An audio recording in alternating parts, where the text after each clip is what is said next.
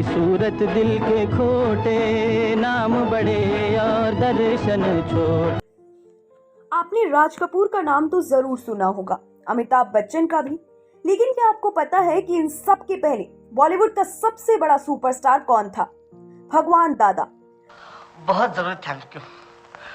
मुझे गाने की इतनी जरूरत नहीं थी जितनी इसकी है। आज लेमन जूस कैंडी पर हम आपको बताएंगे वो कहानी जो कभी सिनेमा पर धड़कन थी और बाद में भूखे पेट फुटपाथ पर सोने को मजबूर हो गई। तो बने रहिए इस वीडियो के अंत तक, और अब तक अगर आपने हमारे चैनल लेमन जूस कैंडी को सब्सक्राइब नहीं किया है तो अवश्य करें।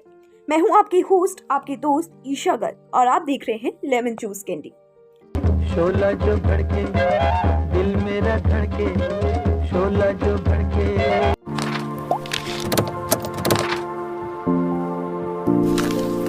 भगवान दादा का असली नाम था भगवान आभाजी पालव। उनका जन्म 1913 में महाराष्ट्र में हुआ।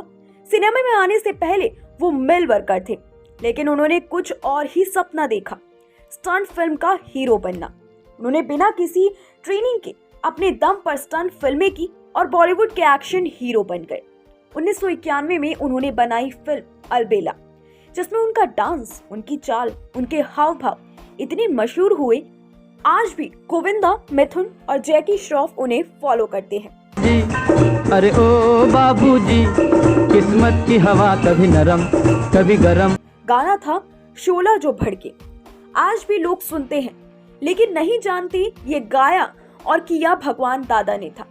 शोला जो भड़के दिल मेरा धड़के। अलबेला इतनी हिट हुई कि भगवान दादा के पास मुंबई में 25 कमरों का बंगला था। हर दिन एक नए कार में निकलते थे। राज कपूर और दिलीप कुमार तक उनके घर सलाह लेने आते थे। भी नाम जी, 1.25 लाख की लॉटरी भेजो अपने भी नाम। फिर एक दिन वो फिल्म बनाई हिम्मत, जो बुरी तरह फ्लॉप हो गई। उनके प्रोड्यूसर दोस्त ने धोखा दे दिया और भगवान दादा कर्ज में डूबते चले गए। घर बिक गया, कारें बिक गई, और एक समय ऐसा आया कि वो एक चौल के छोटे से कमरे में अकेले रहते थे। एक इंटरव्यू में अमिताभ बच्चन ने कहा, अगर मैं डांस कर पाता हूं तो सिर्फ भगवान दादा की वजह से। रजनीकांत जब उनसे पहली बार मिले तो उनके पैर छू लिए थे, लेकिन उनके आखिरी समय में कोई साथ नहीं था।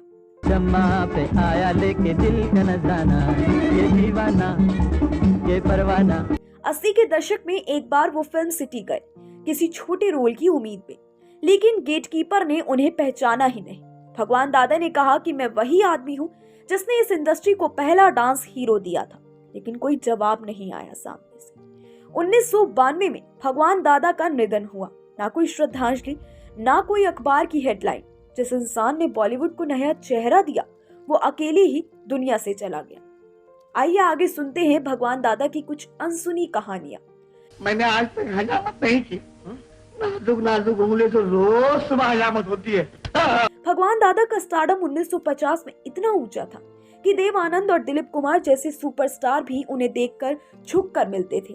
राज कपूर तो भगवान दादा के डांस स्टेप्स और कॉमिक टाइमिंग को अपनी फिल्म में फॉलो करते थे। भगवान दादा का कहना था कि मैंने एक्टिंग सीखी नहीं थी, बस जिंदगी से उठा ली थी। मीठा मीठा दर्द उठे जब दिल में होले होले। भगवान दादा के बंगले की एक बालकनी थी, जहां बैठकर किशोर कुमार और मन्ना डे अक्सर गुनगुनाया करते थे। वो बंगला सिर्फ एक घर नहीं, सिनेमा का तीर्थ था। लेकिन वही बालकनी कुछ सालों में चौल के एक खिड़की से भी छोटी हो गई, जहां भगवान दादा अकेले बैठकर अपनी ही फिल्म देखा करते थे, एक टूटी सीआरटी टीवी पर। चने दोनों खाते हैं, लेकिन घास सिर्फ गधा खाता। 1980 के दशक में जब भगवान दादा ने एक डायरेक्टर से एक छोटा सा रोल मांगा, तो इस डायरेक्टर ने कहा कि भगवान दा, आप अब कैमरे लायक नहीं लगते। ये बात सुनकर भगवान दादा 3 दिन तक किसी से नहीं बोले। कहा जाता है कि उन्होंने खाना तक भी छोड़ दिया था।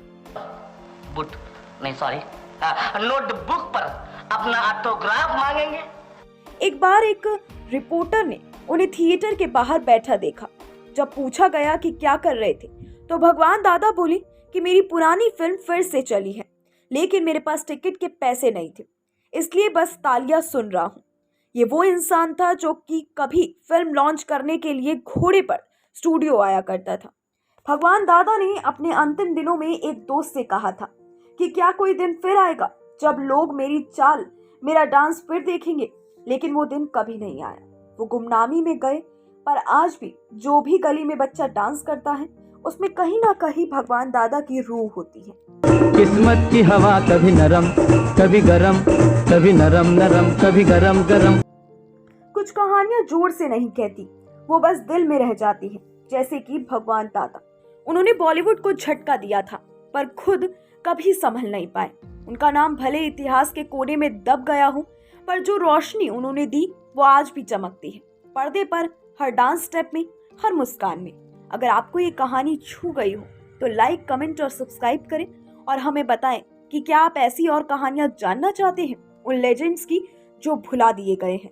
आप था एक मजनू और एक लैला, आ बैठे थे तीर नजर का दोनों पहला पहला।